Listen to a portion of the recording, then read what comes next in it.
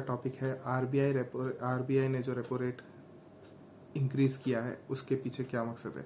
RBI चाहता था कि, क्योंकि आजकल आप देख रहे होंगे कि आपके आसपास बहुत ज़्यादा महंगाई बढ़ गई है, इन्फ्लेशन बढ़ता ही जा रहा है, हर चीज़ महंगी होती जा रही है। तो आरबीआई ने इसको कंट्रोल करने के लिए अपने इंटरेस्ट रेट बढ़ाने का निर्णय लिया, जिसकी वजह से उन्होंने 0.5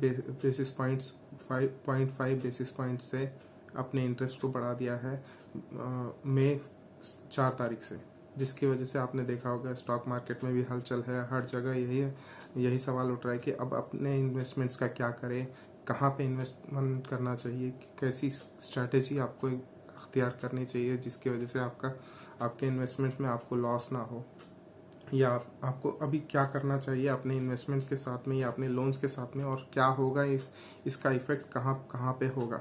तो मैं आपको इसी जानकारी के लिए आज मैं ये वीडियो बना रहा हूँ, जिससे आपको पूरी तरह से समझ में आए कि ये कहाँ पे इफेक्ट होने वाला है और कहाँ पे आप इसका फ़ायदा उठा सकते हैं, और ये किस तरह से हमारे लिए एक अपॉर्चुनिटी है, ना कि कोई परेशानी का सबब है।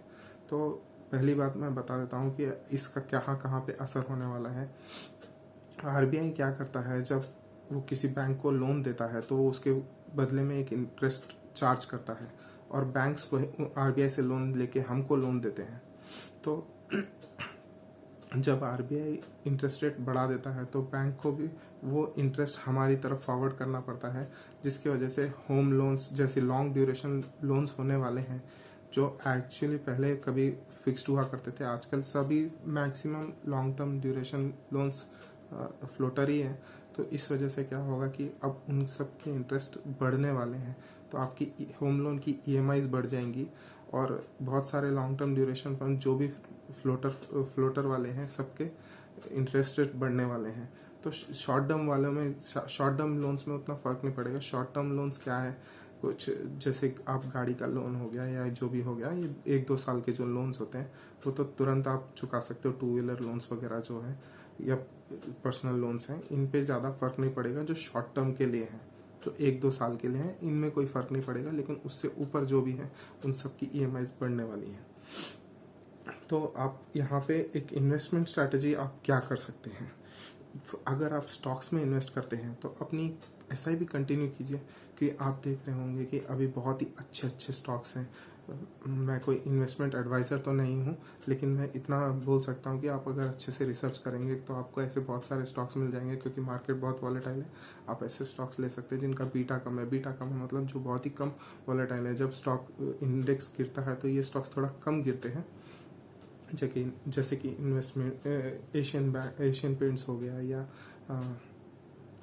अपना बजाज फाइनेंस हो गया, या फिर आप इन्फोसिस हो गया। आप ऐसे स्टॉक्स ले सकते हैं जो बहुत ही स्टेबल हैं और लार्ज कैप में हैं। आप इनमें अच्छी तरह से अपनी तरफ से रिसर्च कीजिए, और आप इसमें एसआईपी कीजिए। लमसम डालने का अभी मत सोचिए, क्योंकि स्टॉक्स बड़ी अलग तरीके से अभी रिएक्ट कर रहे हैं इस न्यूज़ को लेकर, और जैसे अभी यूक्रेन वॉर भी चल रही है, तो अभी मार्केट बहुत वॉलेटाइल है। तो आप लमसम जो इन्वेस्टमेंट्स हैं उनको थोड़ा अवॉइड कीजिए। बेस्ट स्ट्रैटेजी होगी एसआईपी कंटिन्यू कीजिए, लॉन्ग टर्म गोल के लिए कीजिए। शॉर्ट टर्म में अगर आप ट्रेडिंग करते हैं तो शायद आप इसका फ़ायदा उठा सके। ट्रेडिंग के बारे में मुझे कुछ पता नहीं है, इसलिए मैं उसके बारे में कुछ कमेंट नहीं करूँगा। आपको लॉन्ग टर्म डेट सिक्योरिटीज़ थोड़ा अवॉइड करना चाहिए, क्योंकि अभी जैसे ही रेट बढ़ जाएंगे इंटरेस्ट रेट, तो पहले वाले जो डेट सिक्योरिटीज़ होंगे जिनकी जो लो इंटरेस्ट रेट पे अवेलेबल थे, जो आपको लो इनकम दे रहे थे, they are going to get आपको लॉस ही देने वाले हैं। तो उनको अवॉइड कीजिएगा। आप शॉर्ट टर्म ड्यूरेशन वाले सिक्योरिटीज़ ले सकते हैं, 6 महीने से 1 साल वाली, तो उनको अवॉइड कीजिएगा। अगर म्यूचुअल फंड में आप इन्वेस्ट करते हैं तो बेस्ट स्ट्रैटेजी होगी इस टाइम पे, क्योंकि स्टॉक मार्केट बहुत वॉलेटाइल है। आप किसी स्टॉक पे बेट नहीं कर सकते, किसी पर्टिकुलर टाइप के फंड पे आप बेट नहीं करना चाहते, एक्टिव फंड में नहीं डालना चाहिए आपको। मेरे हिसाब से इस टाइम पे बेस्ट स्ट्रैटेजी होगी इंडेक्स फंड पे जाइए।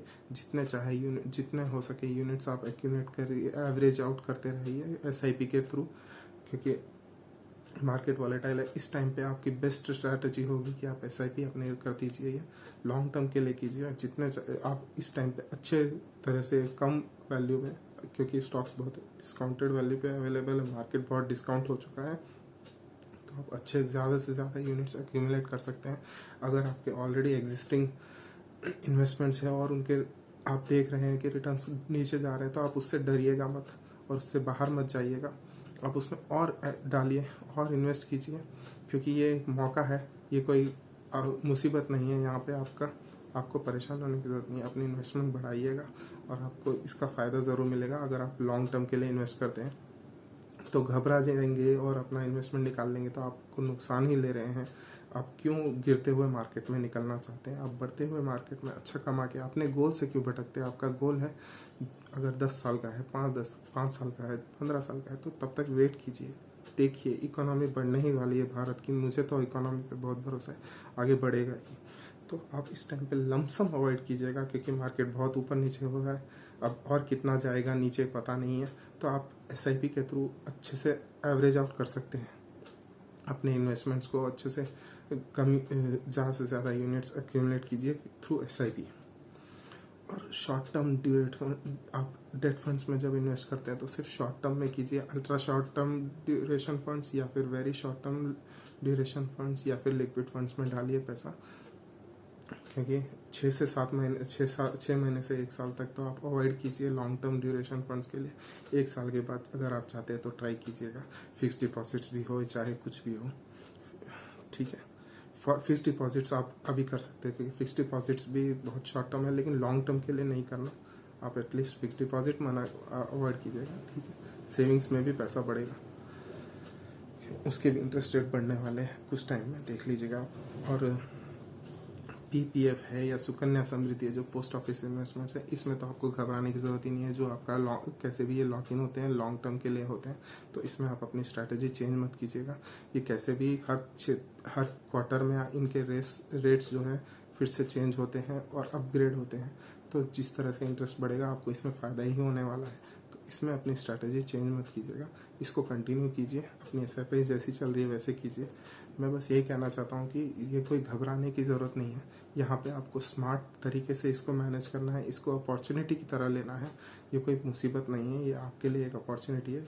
इसमें सही तरीके से आप अगर इन्वेस्टमेंट करेंगे तो आपका फ़ायदा ही होने वाला है, तो घबराने की बात। आज का वीडियो बनाने का मेरा मकसद यही था कि लोग घबराएं नहीं और अपने इन्वेस्टमेंट्स में कुछ उल्टे सीधे निर्णय ना लें और डिसीजंस ना लें और अपने इन्वेस्टमेंट से बाहर ना हो जाएं घबरा कर कि किस तरह के रिटर्न आ रहे हैं। तो देख लीजिएगा, आप ये समझ जाइए कि स्टॉक मार्केट हो, इक्विटी इन्वेस्टमेंट्स है, ये सारे लॉन्ग टर्म के लिए होते हैं। और आप ऐसी छोटी मोटी सिचुएशंस में घबरा कर कुछ ना करें और अपनी रिसर्च बराबर कीजिए इन्वेस्टमेंट करने से पहले, क्योंकि आपका मेहनत से कमाया हुआ पैसा है। और अगर आपको मेरा वीडियो पसंद आया तो प्लीज़ लाइक कीजिएगा, मेरा चैनल सब्सक्राइब कीजिएगा, क्योंकि मैं ऐसे ही वीडियो बनाता रहता हूँ। और आपको आप जानते होंगे कि आप जानकारी जितनी बढ़ाएंगे उतना ही आपको फ़ायदा होगा। जानकारी बांटने से बढ़ती है। और दूसरी बात है कि जितने लोग अपना इन्वेस्टमेंट जारी रखेंगे उसी तरह से इकोनॉमी भी, इंडियन इकोनॉमी बढ़ेगी और जिसका फ़ायदा हमको ही मिलने वाला है। तो प्लीज़ आप मेरा चैनल सब्सक्राइब कीजिएगा और इस वीडियो को लाइक कीजिएगा। मैं और ऐसे वीडियो लाने वाला हूँ आगे भी चलकर, जिसके लिए आपको नोटिफिकेशन भी अगर आप लगाएंगे तो आपको वीडियोस की जानकारी तुरंत मिल जाएगी। अगर आपने अभी तक इन्वेस्टमेंट शुरू नहीं किए हैं तो मैं नीचे डिस्क्रिप्शन में लिंक प्रोवाइड कर दूंगा, जहां पर जाकर आप साइन अप करके अपना डीमैट अकाउंट बना सकते हैं या म्यूचुअल फंड में इन्वेस्ट कर सकते हैं। और वहां पे आपको कोई स्ट्रैटेजीज भी मिल सकती हैं जिनसे आप फ़ायदा उठा सकते हैं। ठीक है, have a nice day, thank you.